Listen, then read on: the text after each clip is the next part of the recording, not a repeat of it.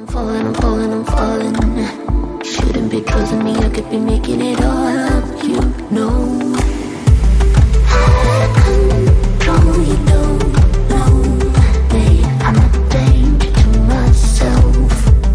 Out of control, you don't. Good morning, good afternoon, good evening, whatever time it is that you are tuning in. This is Unapologetically me, featuring me. No special guest, just me. So, today we're going to talk about Orrin and Orson West, or as what we are going to call them here, Classic and Cinsere, their birth names. So, this is a case that has been going on, obviously, for a very, very long time now, and I am very late to the game in getting at it, though I have been taking notes on it for a few weeks now.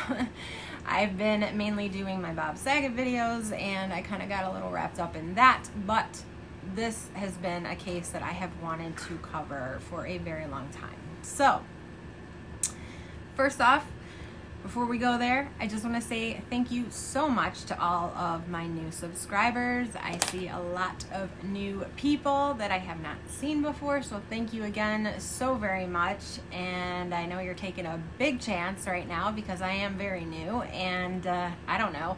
Hopefully you guys stick around and I make you happy with my content.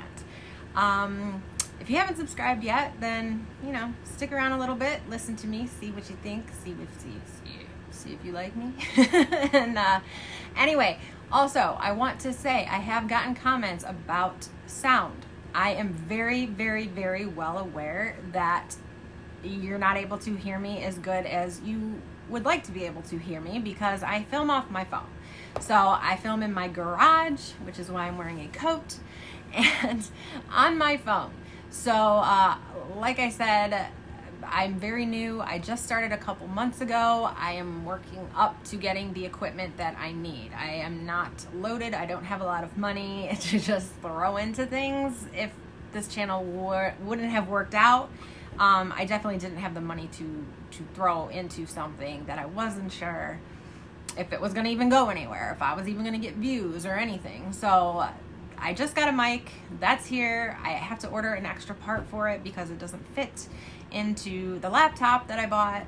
So again, I was hoping to make this video with all of my new equipment, but it didn't work out that way. So I am going to try to speak as loudly and clearly as possible. All right, so let's get into it, okay? I usually do a cast of characters first, just so everybody kind of gets familiar with the names. So we're gonna start with that.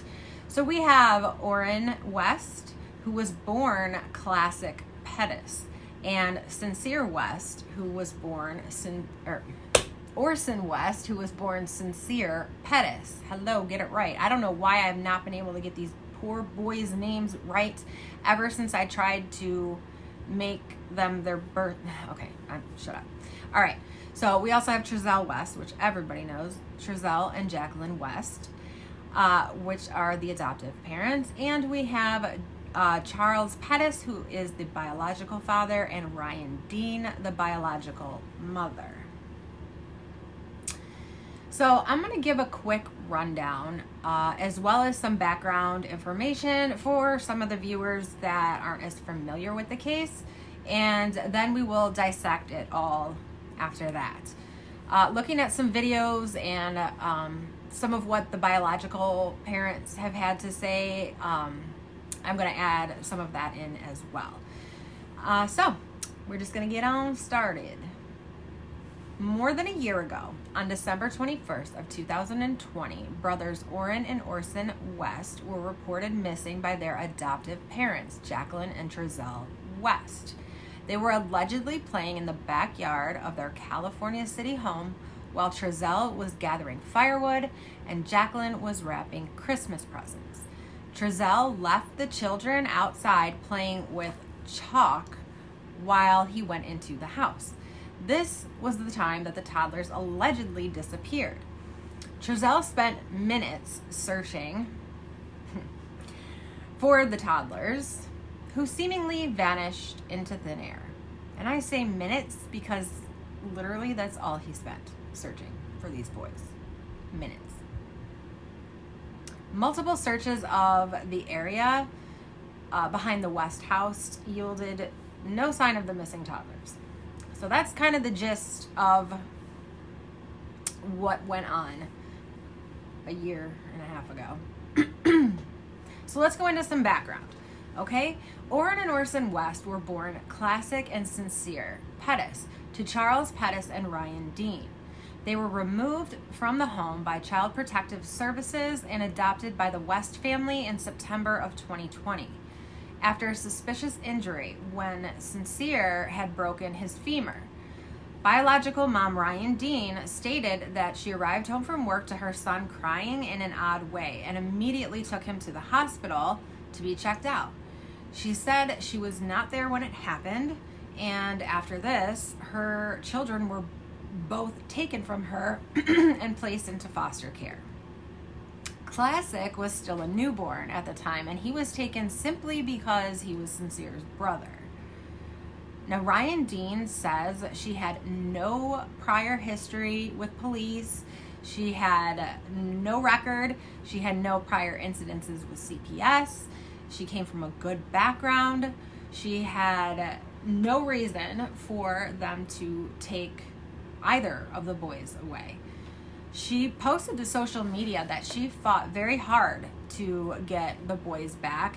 She stated that she has the certificates of completion for both of the parenting classes that the court required her to take.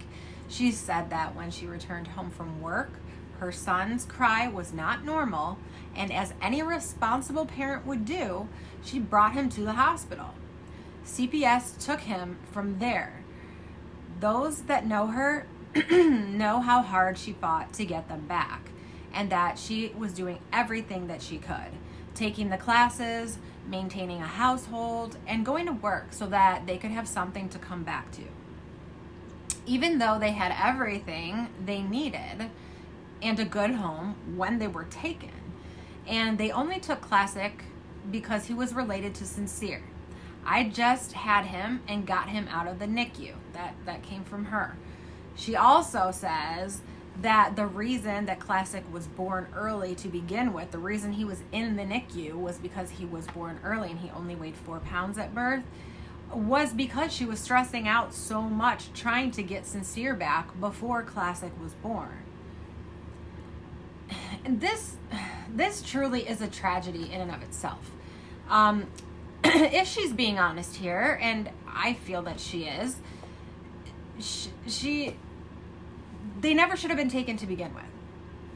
And I say this if she's being honest here, and I feel that she's being honest here. I don't understand why these boys were taken, and I definitely don't understand why they weren't given back. She goes on to say that the only thing she didn't comply with, and here's the kicker, and I believe this was unfortunately, like I said, the kicker for the judge, was that she didn't complete the drug counseling classes that she was ordered by the court to take. And her reason for this was that she only smoked marijuana and she had a medical card for it. The counseling center that she went to wouldn't even accept her for only marijuana being the drug that she was supposed to be getting help for, because she had a medical card for it and marijuana is legal.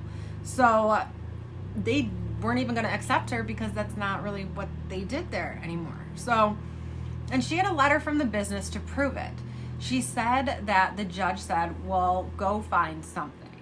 And so didn't take that as an excuse, or she didn't care, you know.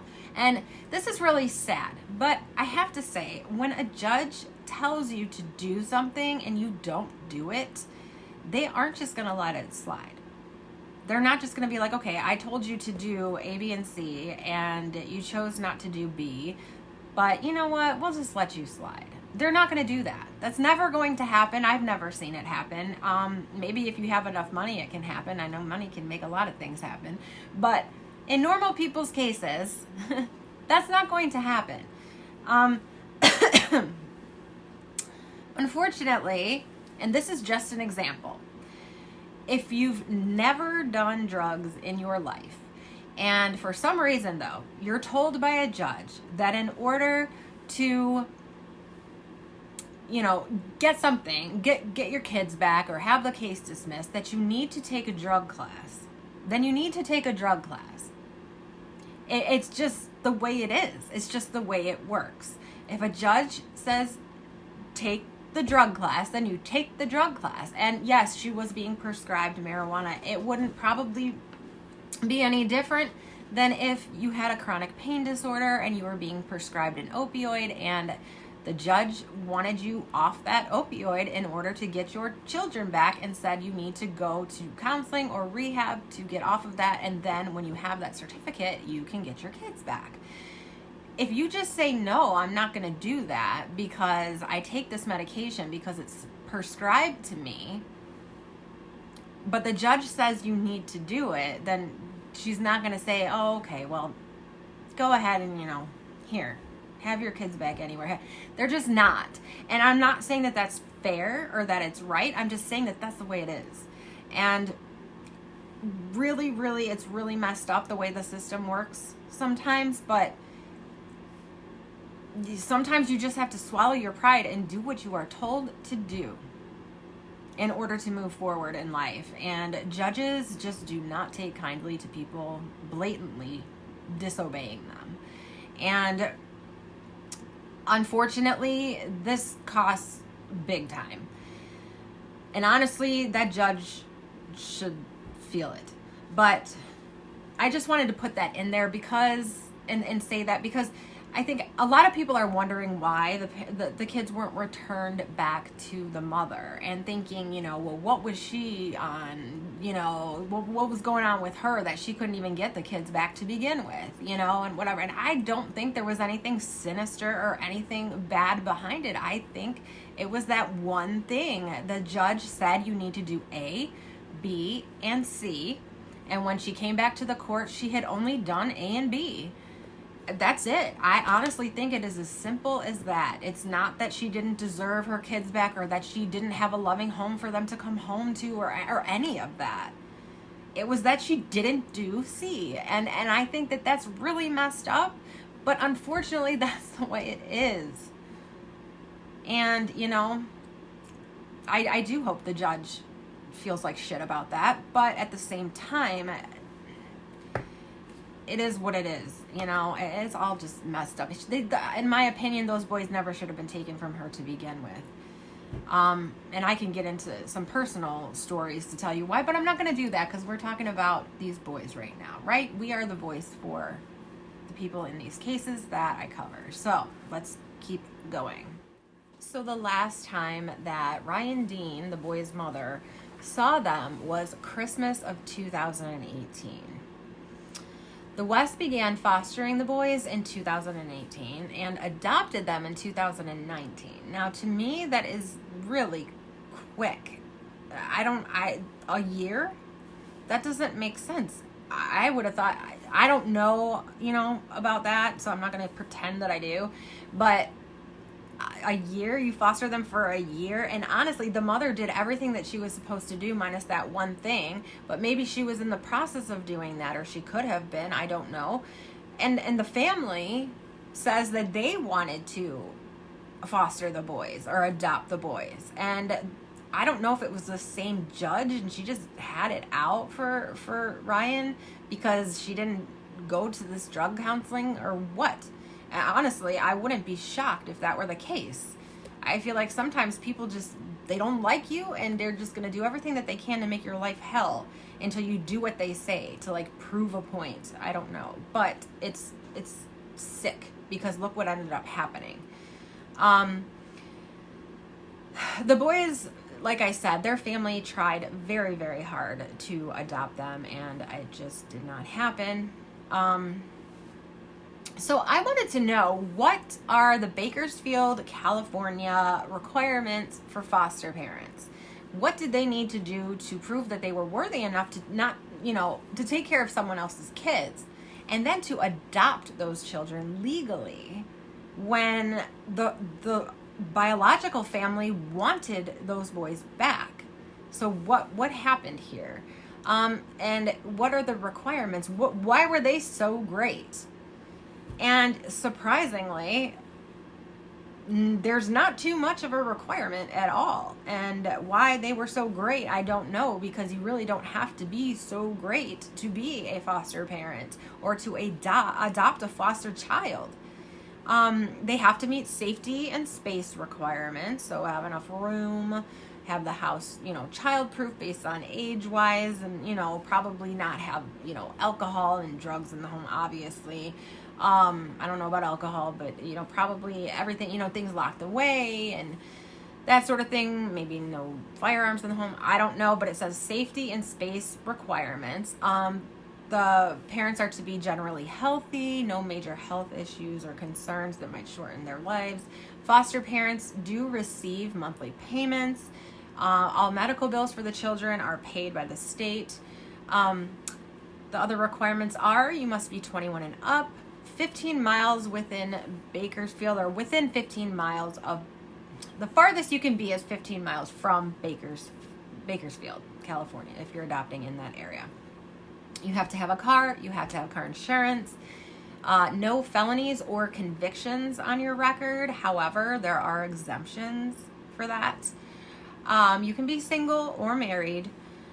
Training and orientation. There's 18 hours of training that you need to do. 18 hours. That's not very much. You have to be CPR certified and have taken water safety courses or a water safety course. You will be fingerprinted and the prints will be kept on file. Home inspection and approval. And they also prefer to keep the siblings together. So they do like when foster parents take in all of the children within a family, if possible. That's what they look for. The adoption process is basically the same thing. So to adopt the children is basically it's the same protocol. You're required to pay a fee of $500 for paperwork processing, but that's usually waived from what I read. Basically, if you're already fostering a child and you want to adopt that child that you have been fostering, the chances that you'll be able to adopt that child are like 99.9999999%. Basically, no one can say 100%, but pretty much. So it's not hard. So had they were already fostering these boys, it would have been very easy, according to the California Bakersfield area, to adopt them. Not a problem. Why this happened in a year, though, is still the question, and I can't answer that. I don't know. So as of this month, however, and this maybe will shine some light on that, but as of this month, there are 55,000 children in foster care in California alone. There's 5,500 that have been adopted, and there are 200 foster kids that are in need of foster care, or in need of adoption every single day. 200 children every single day need to be adopted in California alone. So I kind of get the quickness about it. Or not, actually, no, I take that back. I don't get the quickness about it at all, but I kind of get the, they were living with them. They wanted to adopt them. They didn't want to give them back to the family for whatever reasons. And so it made sense, right? Wrong. So wrong. I don't know what they could have found out about these people, but to me, for them to do something like this, there had to have been signs beforehand of something, and no one noticed because they were foster parents. And I feel like these foster parents aren't even looked at as crucially as the biological families that the children are taken from. And it's freaking sick. And it really pisses me off. And I talk about it a lot because I've done a lot of videos on missing children when CPS is involved, and it just does not go as planned. So I will stop my little rant right now and keep going because I'm getting pissed off. Now, Jacqueline and Trezell West have 2 biological children already, and they also had adopted 2 other kids. So they had a total of 6 children, if you include Classic and Cinsere. All of the other children were taken after Classic and Cinsere were reported missing. The West family lived in Bakersfield, California until September of 2020 when they moved to California City. Neighbors in California City reported that they had never seen children outside. So not only did they not think, or they weren't aware that the family actually had 6 children, they didn't know the family had any children. And one woman in particular was interviewed, and she said that she didn't think any children ever lived in that home. So now that's a stretch, but I don't know. So let's go into the investigation.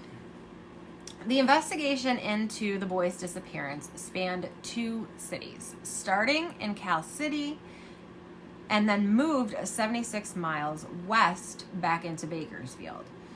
Early on in the investigation, Police Chief John Walker believed it was foul play, like from the start. And a lot of people did. A lot of YouTubers have covered this case. You guys have probably seen a lot of it already if you're in the true crime community. And a lot of people from the beginning have been saying that definitely foul play is involved. I know a lot of people were thinking trafficking at the beginning.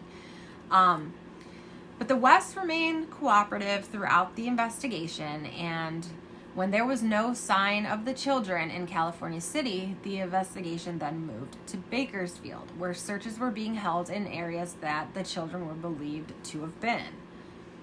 More than 44 search warrants were served, 83 witnesses interviewed, and 16 mass area searches were completed with no one named as a person of interest. On March 1st, 2021, both Jacqueline and Trezell West were charged with 2 counts of second-degree murder, 2 counts of willful cruelty to a child, and 1 count of false report of an emergency. The Wests were taken into custody that evening after a bystander noticed Trezell and followed his camper onto the freeway. There is still no sign of the boys. What were they doing in a camper on the freeway? Were they already trying to get out of that? I don't know. It sounds to me that they were trying to flee. They had to know things were closing in on them.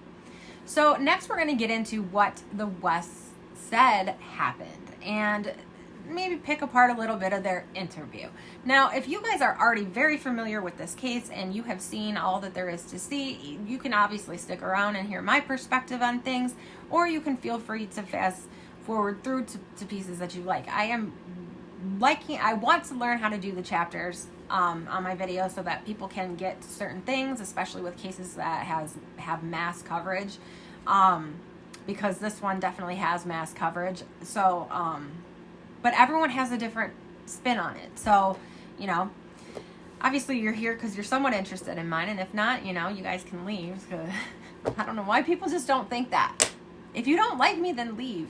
All right. Anyway, so that's what we're going to be getting into next. All right. And then once we get through this part, towards at the end, I would like to go over the indictment. And we will talk about some very interesting pieces of that. So if you want to just get to that, I guess is basically what I was saying, you can go ahead and do that. So here's what the Wests said happened. Trezell West told media that Orson and Orrin had wandered away late in the afternoon, December 21st. Trezell said that his wife was inside wrapping Christmas presents, so they thought it was a good idea for their youngest 2 to play outside with chalk on the patio. Now this made it sound to me like there were other kids there, that, all their kids were there when they said the youngest 2 to play outside. And chalk is another issue that we are running into here, because at first it seemed, play with chalk on the patio. Patios usually cement, right? Kids write with the sidewalk chalk. But I think they looked and when they found no evidence of Chalk on the patio, then it was said that Chalk was the family dog, and that's what he meant to play with the family dog Chalk on the patio. So I don't know. The neighbors have never said that they've ever seen a dog, nor children for that matter. So I don't know. It's all a lie anyway. We know that now. It's all a lie. So it's just weird that they even said anything about Chalk at all. He said that he was I said too, this made it sound to me that there were other children in the home, that all the kids were home, but for some reason she sent the two younger ones out to play with Chalk on the patio. But there were no other kids there, and we'll get to that. He said that he was throwing wood, bringing it inside the house, and when he came back out, he didn't see them. Realizing that he left the back gate open, he panicked. He said he then went searching the house with his wife, and once that didn't pan out, he got in the van to search the neighborhood. It was getting dark and cold, and when he couldn't locate them, he says he went back home to tell his wife to call 911. Or for himself to call 911, because that story keeps changing too. Was it him? Was it his wife? Was it anybody? I don't know. Regardless, he says that they're in a panic. But here's some of the interview that the West did. I'm not going to put the whole thing on, I don't think. But here is some of the interview. And it does them no favors. If you haven't already seen it, pay attention to the body language, their wavering eye contact, just the way they seem to talk about everything. It just seems like they really don't care too much, or they're being bothered, like they want to just go back in the house. Trezell has his arms just tucked in his side for the entire interview, which is about 13 minutes long. It's just all in out weird. They just respond very oddly. And if you have already seen it, it definitely won't hurt to watch it again now in retrospect and hindsight, because now that we know that they were full of shit in this whole entire interview, check it out again and watch it again, and you will see all those red flags just popping up everywhere. So here it is. We just want to thank everyone in the community for all the support we've seen. We've felt so helpless. And seeing everybody out here really looking and helping out really means a lot. So, tell us what happened the night that kids went missing. Okay. From our yard. Okay. It was cold. I was gonna make a fire. There's a lot of wood in this area right here next to our house. I opened up the back gate. I'm throwing wood, bringing it inside the house. My wife's inside. She was actually wrapping gifts, so we thought it was a good idea that our youngest two would go outside and play with Chalk on the back patio. Do not let them go on the dirt in the backyard. We keep them close. So I was playing with Chalk, and I came in the house. I saw them there. I went in the house. I came back out. I didn't see them now. I immediately went back in, asked my wife, did you see the boys? She said, no, they should be outside playing with Chalk. I said, well, I didn't see them, so I came back outside and I started searching my backyard. I searched the whole thing. I realized that I left the gate open, and I panicked, came inside the house, searched the house, me and my wife. Once that didn't pan out, I got in the van. I looked down the street, both directions. It was getting dark, getting cold, and I got in the van and I hit a bunch of corners. I went down this street. I turned my light on. I searched. I called their names. Talked to a gentleman on the street on the other side over there. He didn't see them. So then I came home and I told my wife we need to call the cops. It's getting dark and I need help. We gotta get going. So I called the cops. Cops came. First thing they did was tell us to stay in the house so they can get a hold of us. And they had us just sitting there, and we wanted to keep searching. But everybody came out in droves, and I wanted to thank you guys that night, but we couldn't go outside. The cops told us the best are out here. The best are out here searching, and we appreciate it, and nobody ever could tell, we could never talk to anybody, and that was the issue. We just want to thank everybody. We really want to thank you guys. Please, if anybody has seen them, please call, let somebody know. Call the cops. Call California the City Police Department. Call them and let them know what you've seen, if you see anything. Our boys, they are going to be rambunctious, okay? They are going to be here in this area. And I really would like to go in the houses, but it's not because I want to invade people's privacy. I just want to know if make sure. That's it. Because I don't. Oh, go ahead. I'm sorry. If you got any questions. Oh no, you're good. Oh, okay. I was just going to say, this is the first time we're hearing from you guys, and I can't imagine what you guys are going through. I can't even fathom it. For you guys, for people who are thinking that there's some kind of foul play involved. We just spoke to the biological mother. She says she had a conversation with you guys, and that she thinks there's some kind of foul play involved. That she thinks you guys did something. And that's understandable. What's your response to that? That's understandable. I would think the same thing. Yep. I mean, that's exactly the point. And if we can find our babies, then guess what? That's no. And that's all I want is to find our babies. That's it. And I talked to her this morning, and I really wanted to tell her that I am completely sorry because we were entrusted with her children, and they came to us, and they became our children, and we named them, and they are our children, and so we want them back. So please, if y'all could get back on what you guys are doing, we should be able to get a hold of somebody, but they took all of our tech, so they wanted to, I guess, just rule us out, which makes sense. That's part of the investigation. So that's pretty much it. Have you guys, you talked to the police all last night? Yes. So you guys willfully gave them your Everything. technology? Yes. The car? Yes. How did they get a search warrant? Did you I guys? No don't idea. see why they got one, but they got one. Yeah, We would they have let them didn't take need one, anything. but- We would have let them take everything. We let them come in and search with us. We asked them to come do that. What did they take? Just tech. And that's it. Like our phones. From the house, though, did they?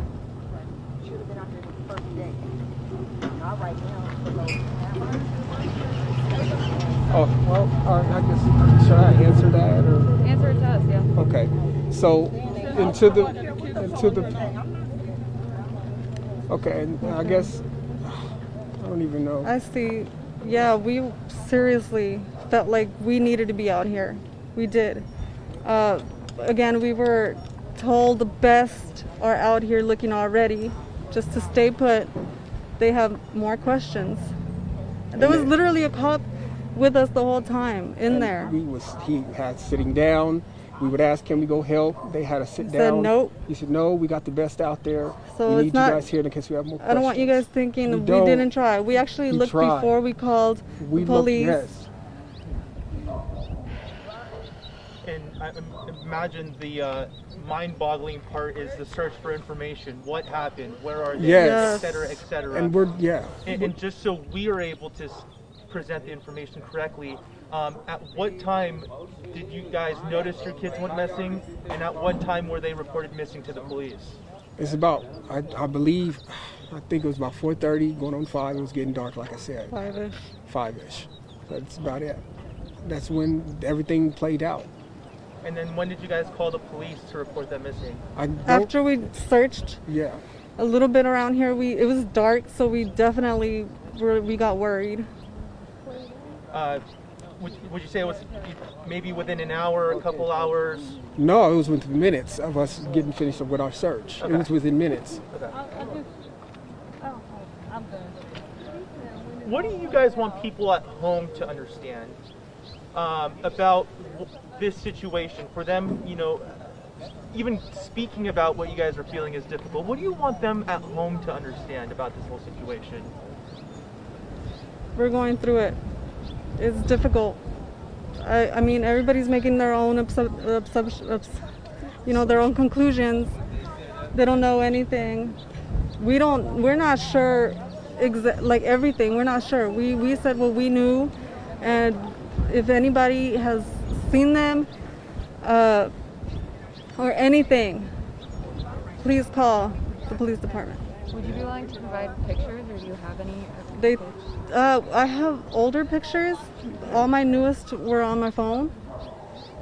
Okay, that's fine. A lot of people are speaking of this as, you know, after the math, past tense. I want to talk about your kids in present tense. What kind of boys are these? Tell us about the boys. Very playful, very rambunctious, and they do love to wrestle. They do love to kind of get rough with each They're other. kids. They're kids. Of course, they would love to go out, but so during the pandemic, we weren't trying to go, you know, out here. And so we stayed inside. Did you guys ever go out and search? Yes. We did. We searched before we called the cops. That's what That's they've been telling what you. we were saying. What time did they come up missing? They came missing right before it got dark. And then we called. I searched that property. I even drove around this neighborhood right here. I even talked to a gentleman on that side, one of those streets over there. I said, "Did you see some little black kids?" Did you go that way looking for them? That's the way I was gonna come. But when I came back home, I decided to call the cops because it was dark. They couldn't have got away that fast. And why did it take two people to go in the house and leave two kids out here by themselves? It should have been one parent going in and one parent right here watching the child, not two parents going in the house and leaving two little kids out here by themselves for 10 minutes. No, they were in the backyard, and the So back how gate did they was get open. out the backyard? And the back gate was open, and I was getting wood So from you this guys lot was here. being irresponsible and left the gate open, left some little kids outside with the gate open. All right. Sorry, you guys were talking about your boys who you're, you know, Doesn't make no sense. I understand. For a mother's intuition, I know you were saying, and we'll get your names after this, but you were saying how you feel like they're in this area. Do you feel the same way? And what is the intuition? What is the sense you get? What do you think happened to your boys? Do you think someone took them? Do you think they're lost? Do you think? Yeah, definitely. I definitely know they're not walking around. They're not that kind. They do not just roam around. You know, these patches. They definitely, I think definitely would have been picked up or something. That was my assumption. Have they ever taken off of the yard Nope. before? No, Nope. They've never taken off? no. You guys are new to Cal City, right? Yep. How long have you guys been living here? It's 3 months.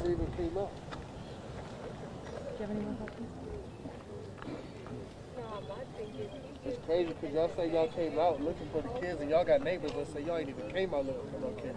The neighbors weren't out here. We were looking. We were looking. I'm just saying, bro, it's crazy, bro. I got kids of my own. Where do I you understand. live? Them little boys that y'all raising, them is my I biological understand. family. I understand, you, I brother. don't leave kids Oh, no, outside, And bro. I understand. I have 3 9 and 4 kids. year old. I have 9 kids. But there's outside in the no way backyard I'm that I was gonna watching. leave my kids unattended, 3 not and even 4 year old for a though. minute. Like you sit here, I get- with, like, we not get a that, bullet we in get your it. heart, bro. They were in the We backyard. feel You it. don't even look like you worried, But bro. you said the I've- gate. I've but why been- would I've been okay, going y'all through know it all y'all the y'all few know y'all days. finna go inside the house, right? Y'all are foster parents, right? No. Okay, we're well, y'all adopted adopted parents. them, Yeah, right? they are Okay, children. shut the gate.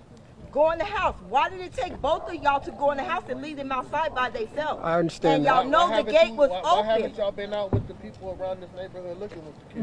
Because oh, goodness. we already told already on said camera. that. We I already see told on y'all camera. on no cameras last night. I No. didn't even see y'all out here praying with them people. Them people was out to take care of my nephew. This not supposed to happen. I understand. Y'all was supposed to take care of my nephew. I understand. You act- If anybody's watching at home who knows anything, or if somebody who has these kids, if they're watching, what is your message to them? The message has always been, as soon as possible, call the California City Police Department, and please bring our babies home. And that's that. That's one of the reasons why we actually didn't want to This do is this. the reason why. The Because the we bio were families. under orders to stay in the house and stay because they're going to need to contact us, and we cannot go outside, and that was the issue.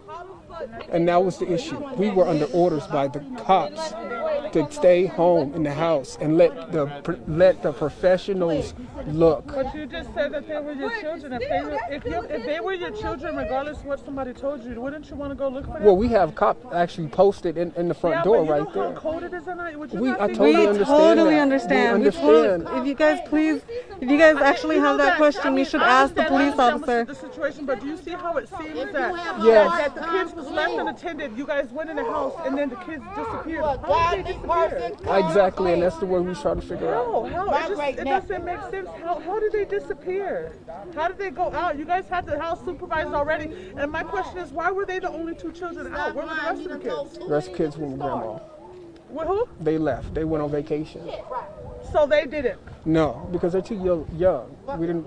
We watched them, and it turns out that happened. How did the All right, guys, sorry, I know They're that, older. just really quickly before we forget, first and last names, spelling of both for both of you guys. So, said it again. Just first and last name. Spelling of who or what? Or just your first and last name. Our names. Trezell West Jacqueline is West. Trezell West. Okay, and for you? JACQUELINE. I'm sorry, one more time? JACQUELINE. Okay. West? Yes.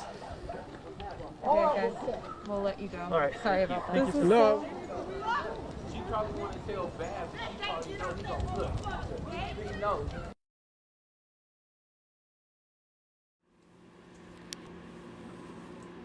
Was that not the weirdest interview of parents of a missing child or children you've ever seen in your life? I mean, some of them are they're all weird because it's like, we know you're hiding something. You can tell when someone's hiding, but this one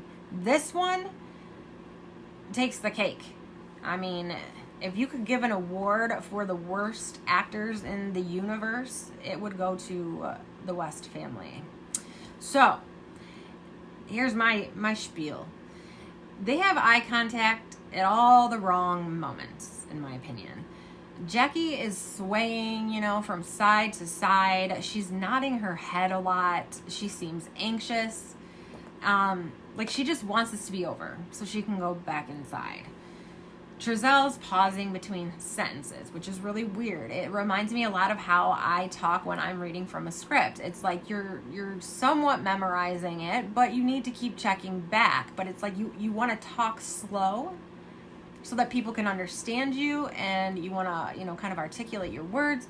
But it's very planned. It's a planned way to speak. I'm sure you guys can tell the difference when I'm winging it versus when I'm going off of my script that I typed for myself. So he sounds very scripted to me. And his hands, like I said, they're just shoved into his sides the entire time. Just very guarded behavior. I also felt that the masks were... First of all, his choice in mask is just creepy. And, like, I know they have those masks, but it's just creepy. Your kid is missing and you're wearing a mask that looks like you're going to, like, kidnap someone. But I don't know why they're even wearing masks. Because not everybody there was wearing masks. And they were probably 6 feet or so away. They were outside. You just lost your children. If that were my kids, I wouldn't want a mask on. I would want people to see my face. I would want them to see my mouth. I would want them to see my eyes clearly. I would want them to see the pain that they are causing me. And honestly, if I didn't give two shits, I would want to wear a mask because I wouldn't want people to think I didn't have enough emotion, right? So I almost feel like them wearing masks was lucky for them that COVID's going on because they got to wear a mask while they lied their asses off.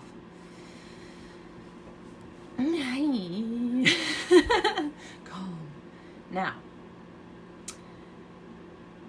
no sense of urgency, no tears, no real plea for answers, no sound of distress in their voice. I do have to say Trezell's voice sounds a little shaky, like he's nervous, but I don't hear any, find my boys. In fact, the mother is there and she is sobbing on the side. And that family is just in an outrage. And these two are sitting there just calm as day, like they're just chatting about, I don't know, their lost dog. you would actually probably be more concerned for their lost dog Chalk if he were missing than they seem to be about these children that they say that they loved like their own. When asked about some of the boys' characteristics, Trezell just says they are going to be rambunctious, and then he's like, almost like he's frustrated with what he just said. Like, why did I just say that? I didn't mean to say that. And then he says, they are going to be here. And Jackie goes from nodding her head the entire time to shaking it. Like, why did you just say that? Like, you're dumb. And he acknowledges that he's dumb by saying it too. Like, it made really no sense. When you're asking about a missing child's characteristics, for them to say they are going to be rambunctious and then they are going to be here, what kind of characteristics is that? They are going to be here, as in this area, as in don't look anywhere else, but here. A little bit sus. When the reporter brought up the biological family, suggesting that there was foul play involved and that maybe the Wests had something to do with it, Jackie right away says, that's understandable. And Trezell parrots that. There's a lot of parroting going on with these two as well. Jackie will say something and then Trezell will repeat it. And then Trezell adds, I would think that too. What? Okay, let's just go on. Trezell also says that they want to search more, but people came out in droves. So what? Because other people are helping with the search, you now don't feel that you need to? And as far as saying we want to search more, Jackie never did search. As you will see from this video that was taken the night of, Jackie never even came outside one time until the police got there. She didn't search at all. And the minutes that they searched were laughable. 7 minutes outside, 8 minutes inside, and then his 6-minute trip in the van around the block, basically. 21 total minutes that Jackie and Trezell actually spent searching for their boys in this entire investigation. 21 minutes. That's it. Trezell then says something like, the best are already out there searching. We were told to stay inside. And then something about, so if you guys can just go and keep doing what you're doing. And we should be able to get a hold of someone, but they took all of our tech.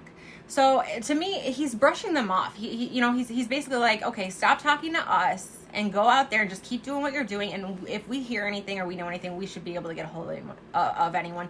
But they took all of our tech. Now, they took cell phones, they took their computers. And Trezell says that's okay because they need to rule us out. Something along those lines. I'm sorry, but if they really looked at those boys as their own, they should have been infuriated by the accusation of the biological family that they had anything to do with it. They offer no reassurance to the public or the biological family that there was no foul play at all. They offer zero reassurance. They're not pleading for information. They're not saying, oh my God, seriously, we would never do that. We looked at these boys as our own. And the fact that you are saying that to us is disgusting. Like, we loved those boys, or love those boys. And you would think that that would infuriate them. It would infuriate me if I were the adoptive family, and I really did love those children. But that's the thing, they didn't. So that's why they behaved the way that they did. Trezell also says, we just want them back. And to me, that's a huge red flag. In my experience in watching and recently covering a lot of missing children, some missing children cases, that phrase is typically used when the parent already knows that them coming back is not possible. For some reason, they tend to say that exact phrase. I just want them back. Chris Watts said it. Maggie Boswell said it. Summer Wells' family says it. I mean, we really don't know about Summer Wells, but we know what happened in the Chris Watts case. We know what happened in the Maggie Boswell case. Those kids had already been done away with by the person saying, I just want them back. So to me, that's almost a very telling phrase. It's not usually typical in missing children cases when the parents are not involved. You usually don't hear that. You usually hear so many other things. But to only say, I just want them back, is kind of their way of saying, I really don't know what to say, but I know you guys want to hear this, so I'm just going to say, I just want them back. My opinion. Their whole interview seems more like they are trying to prove that they have nothing to do with it. They don't seem very, like I said, they're not reassuring anyone. They're not, pleading for anything. They're basically trying to prove they're not involved. Rather than, put out any type of, safety, we want our son's safe return, or any information leading to it. Please, we're begging you, we're torn apart by this, yada, yada, yada. They're not saying any of that. They're just seeming like, we did everything that we could, we were looking, we have nothing to do with this. And Trezell says something very sus, in my opinion. And he says, and that's when everything played out. And then Jackie says another phrase, we're just going through it. Those two phrases, to me, everything played out as in it was a plan to be executed. That's when everything played out. So starting at 5-ish, that's when everything played out. That's when we started our plan and we initiated we executed our plan, that we made this all up, and that's when it began. And we're just going through it. Very cold response. We're just going through it. Yeah, that's an understatement. You're just going through it. You know who's going through it is the biological family standing next to these people, witnessing your bullshit interview and the answers to the questions that are just completely narcissistic. We didn't have anything to do with it. We didn't have anything to do with it, basically. Jacqueline is asked if she has any recent photos of the boys, and she says she does on her phone.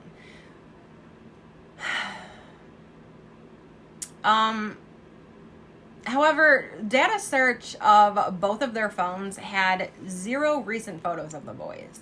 In fact, the last photo of the boys on Jackie's cell phone was from Thanksgiving of 2019. And that's more than a year before they even reported them missing.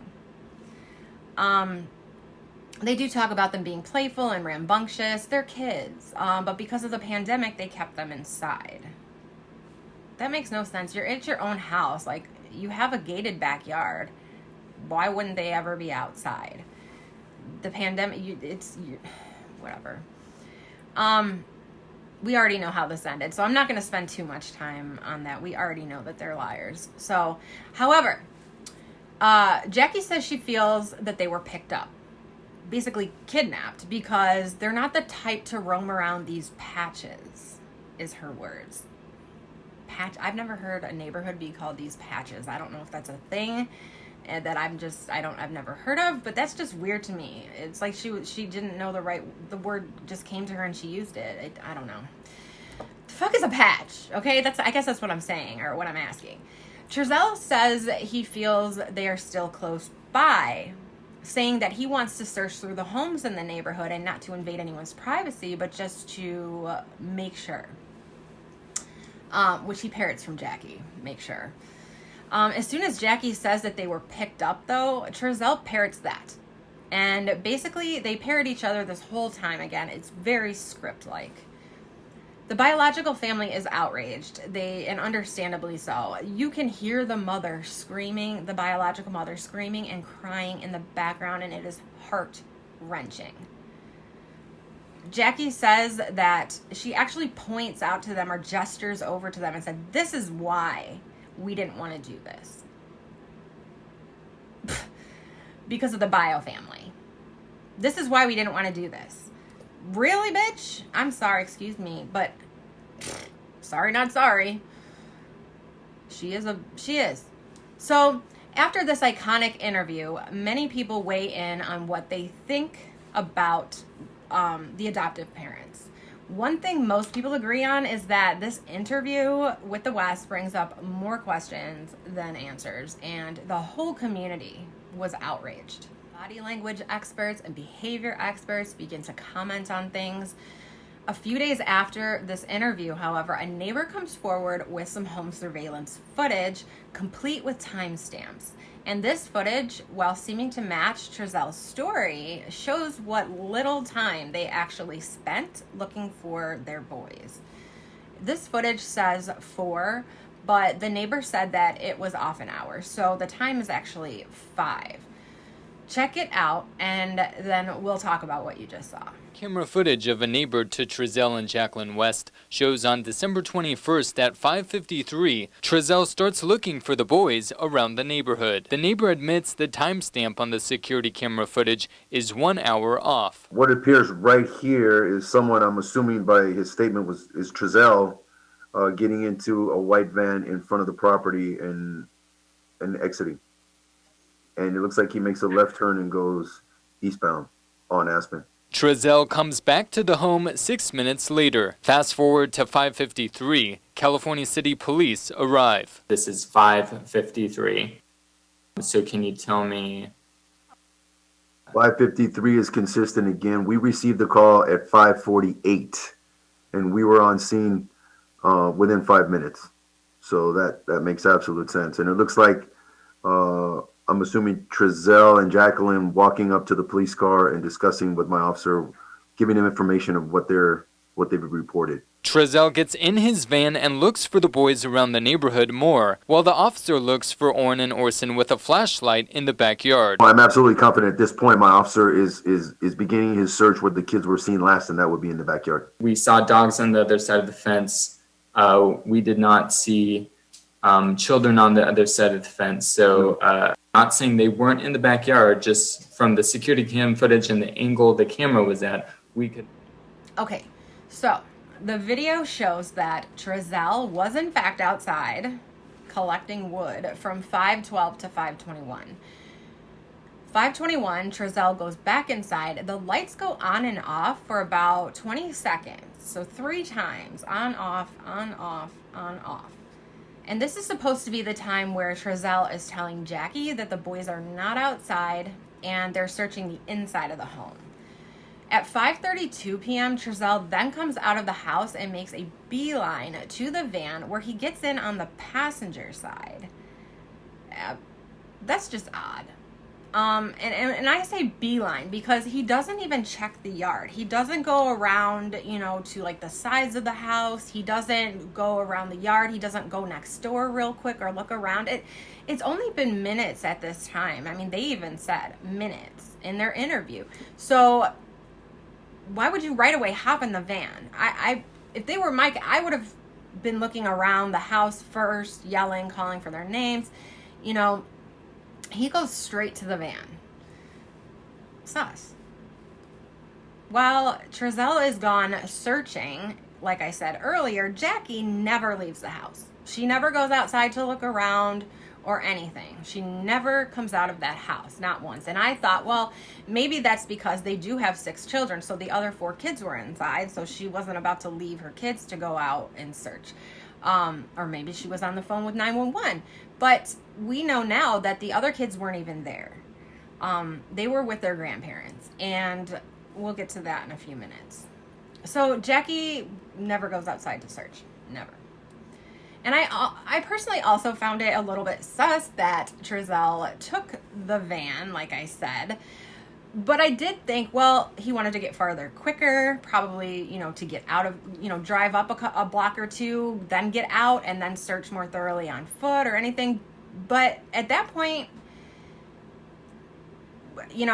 like I said, it had only been minutes and he never looked outside the immediate area surrounding the home. But either way, he took the van and he was only gone for 6 minutes. So obviously me thinking that he drove up a block or 2, got out and looked, drove up another block or 2, got out and looked. Not in 6 minutes, he didn't. Not in 6 minutes. 5:39, he pulls back in, gets out of the van, and stands next to a tree for approximately 13 minutes. At 5:48, the police are called. He doesn't go inside like he said in the interview. He doesn't call 911. He just stands there, and for longer than he was out searching for his boys, I may add. So you're just standing there. What are you standing there for? It's almost like the couple had a set time for things to happen, because there was no physical communication or phone communication from what I understand when they checked the phone for data. He never goes in when he gets back from going to search for the boys. Jackie never comes out when he pulls back in with the van. So when do they have that communication that the boys are in fact missing and we need to call 911? Because in the interview, Trezell said he went inside and told Jacqueline that they needed to call 911. That never happened. He never went inside. So when was that communication done? To me, it seems like they had a set time frame that played out. So 5:52, police arrived, which was 4 minutes after the 911 call was placed. Who placed it? I don't know. If anyone does know, go ahead and comment in the comment section. I don't know which one actually called 911. I'm assuming it was actually Jacqueline. So this is when Jackie finally comes outside, when the cops come.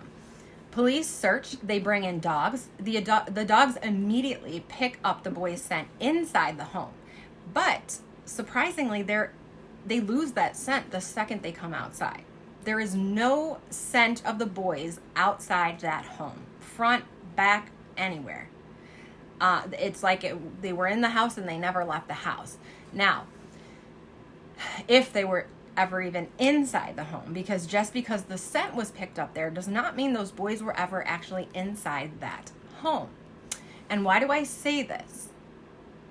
Because in September of 2020, the Wests make a move from Bakersfield to Cal City. And many have questioned that from the start. Why would they move from Bakersfield when that's where they had lived for a very long time? It was more of a community there, and then Cal City is kind of in the middle of nowhere in the desert, and it was a very odd move to make. Were the boys with them during this move is the main question here. And the answer is most likely no.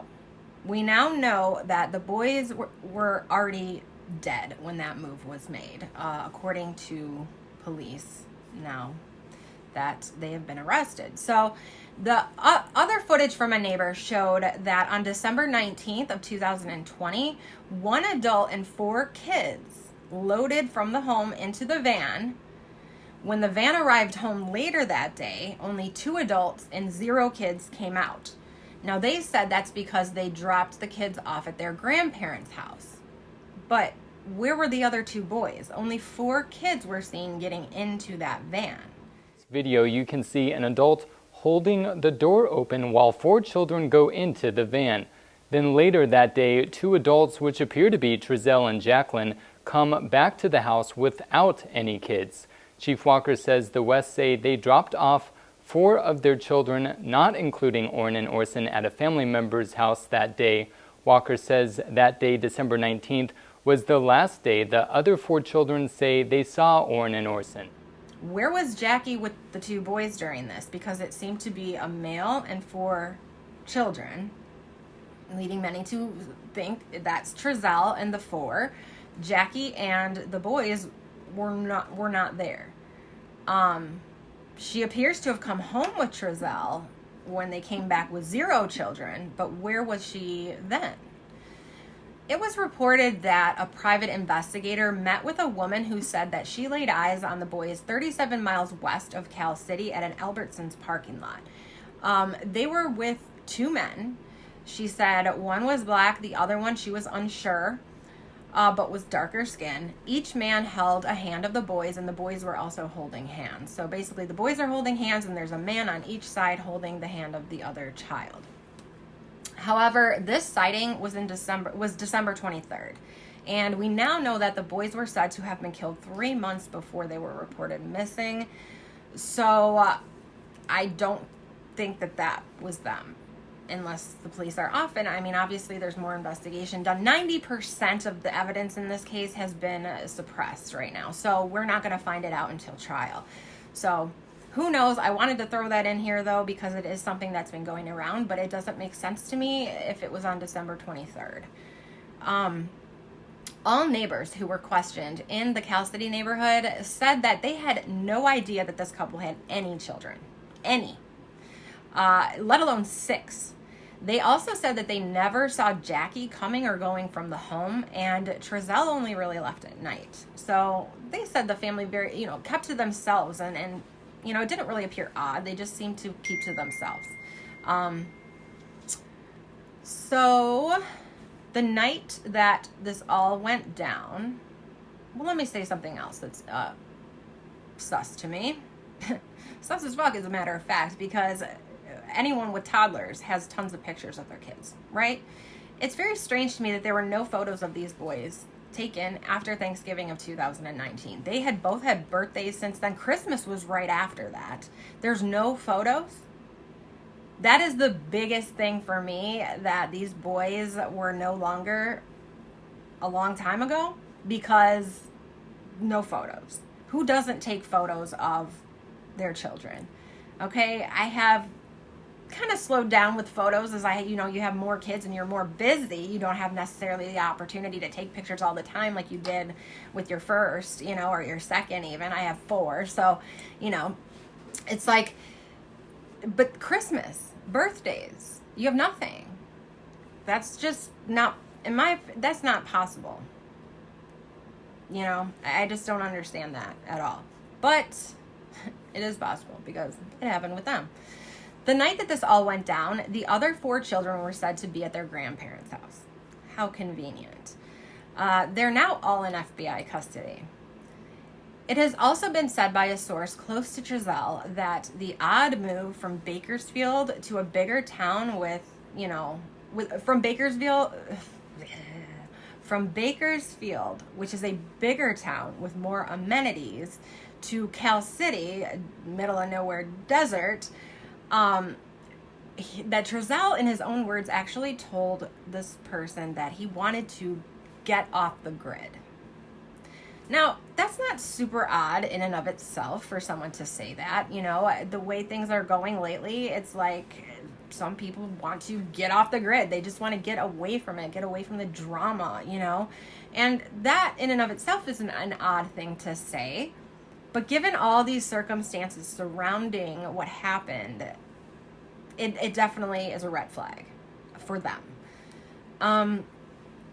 The source also said that she knew he had 4 kids. Like, she knew he had 4 kids because that's what he told her. When she heard that he actually had 6 children, she was shocked because she was adamant that Trezell said he had 4 children, a wife and 4 kids, not 6. After the boys went missing, they moved back to Bakersfield. While periodically checking on their former home in Cal City, they say they do this due to protesters and threats, and that was definitely happening. However, I think it was always the plan for them to move back to Bakersfield. I don't know, but especially since the other 4 kids were never actually living there, allegedly. Which, that house had been turned inside out by searches. The yard was dug up, infrared technology was used. It never turned up a thing that those boys not only were hurt there, but they just never were there. Ceilings, floorboards, you name it, they searched it. No sign of anything. Trezell also deleted his Twitter, his YouTube, and Amazon playlists after this, though he did keep Facebook. And a lot of people will do that, delete their Twitter. I don't know about YouTube and Amazon playlists, because I get the Twitter because you're being harassed constantly and whatever, but YouTube and Amazon playlists, I mean, unless he had a YouTube channel, which he may have, because I think he made beats and stuff, so I think he probably had a YouTube channel. I don't know, honestly, I don't know. If you guys know, let me know. The biological family were the ones who raised all the money for the searching and the billboards and everything. They set up the prayer vigils on on the 21st of every single month. The West did nothing, and they didn't even attend any of these vigils. Now, some might say that the biological family didn't want them there anyway, or wouldn't have wanted them there. It was very, heated between them, and maybe that's why. But if they truly thought of these boys as their own, as I said earlier, they would have done whatever they could to support the search efforts and to convey to the biological family that they were devastated over this, that they had nothing to do with it, and that they wanted to help with the search. They could have done their own thing then as well, if it was really that much animosity between the two, that they couldn't even be together for a prayer vigil, which I find completely ironic, because it's a prayer vigil. Who is not welcome to pray for children? Unless they're being completely whatever. But no, these are two families that supposedly both love these boys, and I don't see that being an excuse at all.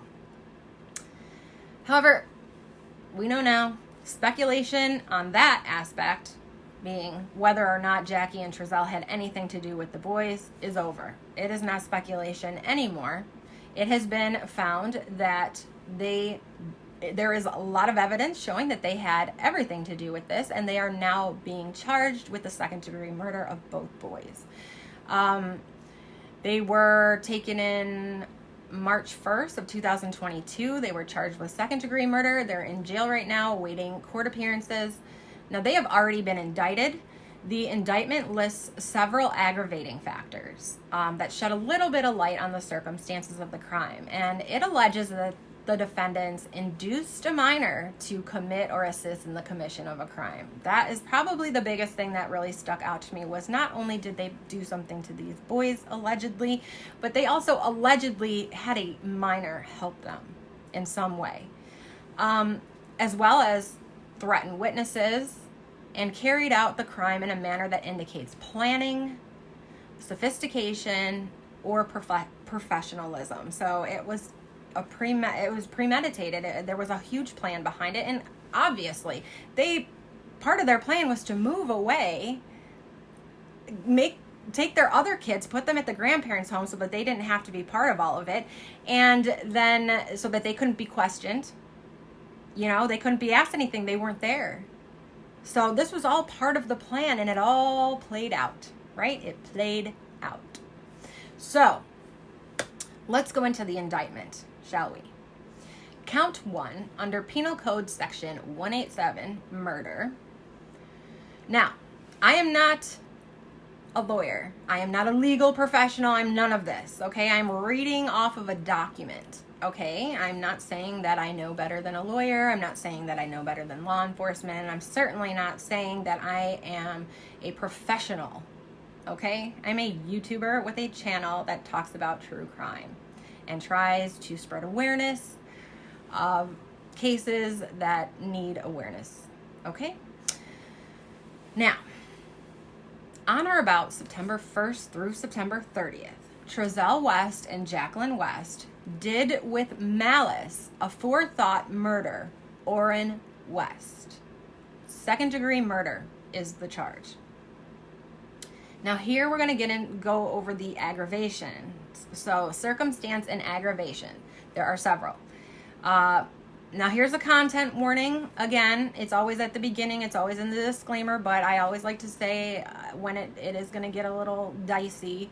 You are going to hear some things. Obviously no pictures, no graphic, nothing, but it is about children. They are children, so of course it's disturbing. So we're going to get into these aggravations. Number 1. Trezell West and Jacqueline West committed a crime that involved great violence, threat of great bodily harm, or other acts disclosing a high degree of cruelty, viciousness, or callousness. 2. It is further that the victim, Orrin West, was particularly vulnerable. And I think they say this not because there was anything, wrong with him or anything that, like a disability or anything like that. I say that because he's a child, and a very small child at that. And an adult did this. So I think that's where the vulnerability plays in, but I'm not sure. That's just my thoughts. 3. It is further that defendants Trezell and Jacqueline West induced others to participate in the commission of the crime or occupied a position of leadership or dominance of other participants in its commission. Now let's break that down. So basically they were the ringleaders of this, and they had others that they were the puppet masters, and they had puppets. That's kind of how I see it. And they were using their position of leadership. So that's when I think the minor comes in. Parents are telling the child to do something to help with this. So number 4, or fourth aggravation, it is further that the defendants, Trezell and Jacqueline West, took advantage of a position of trust or confidence to commit the offense, which goes very much along with the third that we just talked about. It is further, number 5, it is further that defendants Trezell and Jacqueline West, that the manner of crime was carried out indicates planning, sophistication, or professionalism. Number 6, Trezell and Jacqueline West induced a minor to commit or assist in the commission of the crime.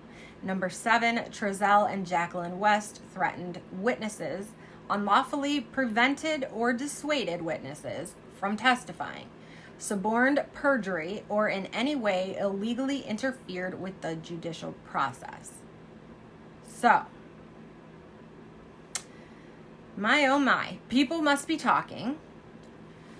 The boys have still not been found, and until they are brought home, there really will be no resolution to this case. The court dates, the judge put a gag order in place, and a tentative trial date is of May 23rd of 2022. If convicted, Trezell and Jacqueline West face a sentence of up to 30 years to life in prison.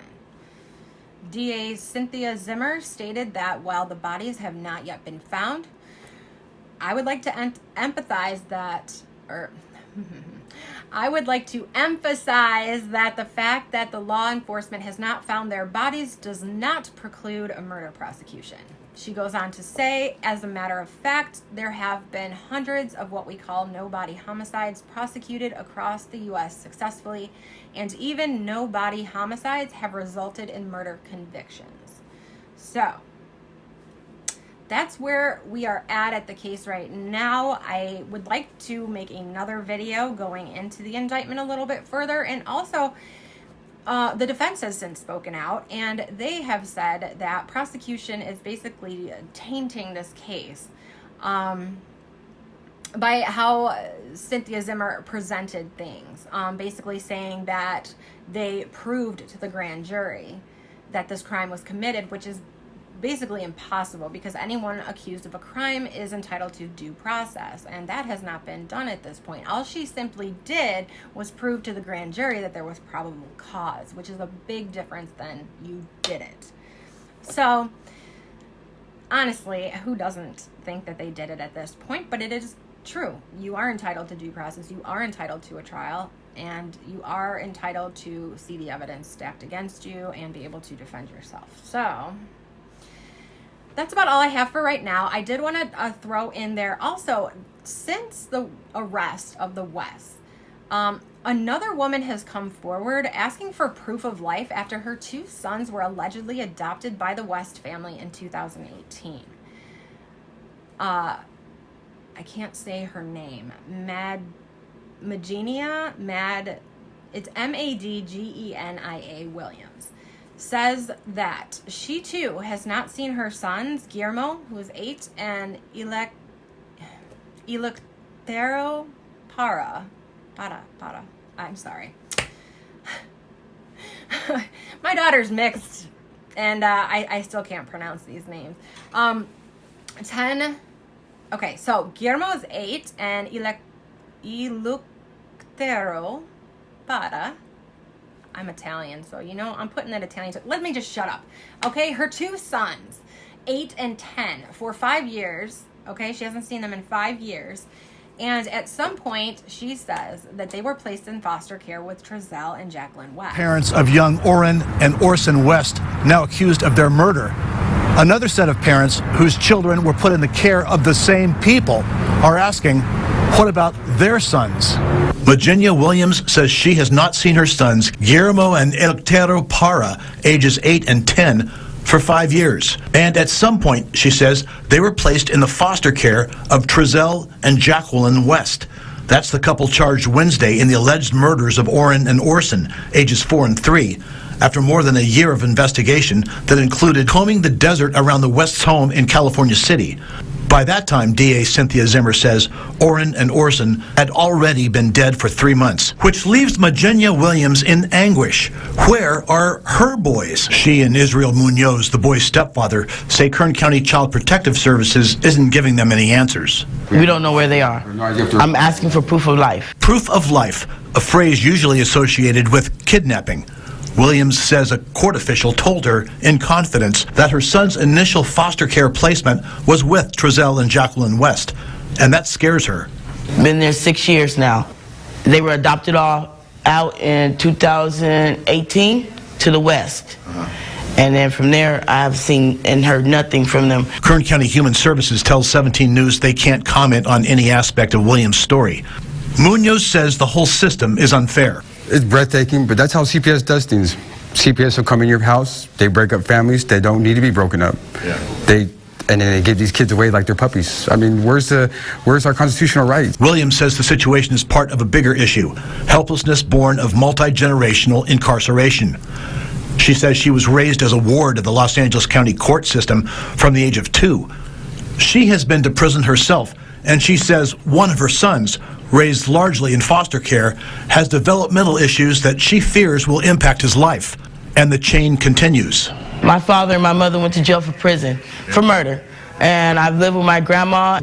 Being that I am awarded to the court, every child that I have, by law, they have the right to take. Because I am a state baby, and this is the flaw that we should fix today. Because just because we are victims and we had no mothers, that should not hold above our head. She and the children's stepmother, Israel Munoz, the boy's stepfather, said that Kern County CPS isn't giving them any answers. They say we don't know where they are. We don't know if they're alive or not. I'm asking for proof of life. Proof of life is usually associated with kidnapping cases. Williams said that a court official told her in confidence that her son's initial foster placement was with the West family, and she said that this scares her. They have been there 6 years now. They were adopted out in 2018 to the West, and from there, I have seen or heard nothing from them. Kern County Human Services says they cannot comment on any aspect of Williams' story. Of course, CPS cases are very quiet and hush-hush. You usually can get zero information from them. Munoz says that the whole system is unfair. It's breathtaking, but that's how CPS does things. They come into your home and break up families that don't need to be broken up and give your kids away like puppies. I mean, where's our constitutional rights? Williams says that the situation is part of a bigger issue. The helplessness born of multi-generation incarceration. She says that, or multi-generational incarceration. She says she was raised as a ward of the state since the age of 2. She has been to prison herself, and now one of her sons, raised largely in foster care, has developmental issues that she fears will impact his life, and the chain continues. Now, without sounding insensitive or anything like that, I'm just going to make one comment. Second she said she was in prison too, a lot of what I was feeling kind of went out the window. You made mistakes. You ended up in prison due to those mistakes, and I'm assuming that's when your children were taken. So had that not happened, you probably would still have your children at this point. Now, I don't know. This is in pure speculation, but they were adopted out 6 years ago. Why haven't you checked on them since? Now, I don't mean to sound insensitive, and I do believe that these people deserve to be told where their children are, but if the case was closed and it's actually not their legal business anymore, I feel they do deserve someone to say, we've located your boys and they are alive. That's it. That's all they have to say. I feel that they deserve that. But sometimes these cases are very complex, and they're not allowed to know where the kids are for a reason. So we don't know a lot about it.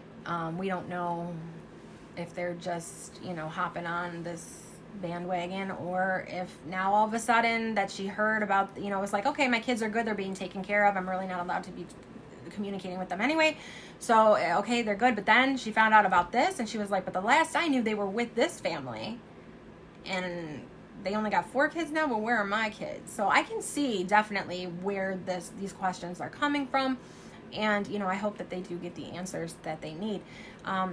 I'll pay attention to this and we'll see if it goes any further. Department of Health office told Channel 17 News that the children of wards of the state or those that were once court supervised minors are not subject to removal from their homes without additional cause. So just because she was a ward of the state, DHS does not just come in and take your kids because you're a ward of the state. Something has to happen for that to happen. If a dependent child of the court has a baby while in foster care, that baby does not absolutely also become a dependent child of the court. DHS spokeswoman Janice Slagle wrote in an email. There are many factors that would be addressed in that type of situation. Once a dependent child of the court turns 18 or 21, depending on their desire to remain in care, under AB 12, children in California are allowed to remain in foster care until 21 with certain stipulations. They are no longer under jurisdiction of the court. So that being the reason, according to DHS, is not. It wouldn't even be plausible. I don't trust anyone. Okay? So I am not saying I believe DHS. I am not saying I believe these people. I'm just saying here's what the facts are of it. She did say, my father and my mother went to prison for murder. I've lived with my grandma. Being that I'm a ward of the court, every child that I have, by law, the state has a right to take because I'm a state baby. And this is a flaw we should fix today. Because just because we are victims and we have no mothers, that should not be held over our heads. Well, that is very, very true. DHS says this is not the case, however. This is not how they do things. Something was done, and that's why her children were taken or put into care. And the fact that she admits she was in prison, I'm wondering if that is when they were taken. I don't know. I don't know anything more about this. This is all I know. So if you guys know anything, feel free to comment or send me in a direction that I can maybe find out some more information for you. And that's about it. So please like, subscribe, hit that notification bell so you can get notifications of new videos that I'm putting out. There are a couple of things that I'm working on right now. Someone asked me to look into Chris Cornell and his suspicious death, which I was not aware was a suspicious death. He is linked also, though, to Chester Bennington, and Chester Bennington, my heart. I love Linkin Park. I listened to them for so long, and he's one. I don't cry when celebrities pass away unless I feel something towards them, and I cried when Chester was found killed, and I questioned that death as well. So I am looking into it. It's one of those that goes very deep into some areas that I am not comfortable talking about, but there are some other cases that I'm looking into. Caleb James, if you want to Google that name, I think I'm going to do Caleb James, because that's really interesting as well. It's a newer case and it doesn't have a lot of coverage. So I think I want to stick to stories that are maybe more under the table, because I think those stories really need to get out and people need to hear about them, especially when it's a suspicious death type situation. So I'm done. I hope you guys have a great week. Thank you so much for being patient while I get this video out. I've had some personal things going on in my life. My mother is going through some things, and she was diagnosed with cancer last year, and everything looks great, but she still has just had a surgery, a very, very big surgery. So I've been a little preoccupied with family things. So thank you so much for your patience, and I hope to see you guys again. To my new subscribers, thank you again so very much for entrusting me to entertain you, and I hope that I am doing a good job, and I continue to do so. Have a great week. Talk to you soon, and love you. Bye-bye.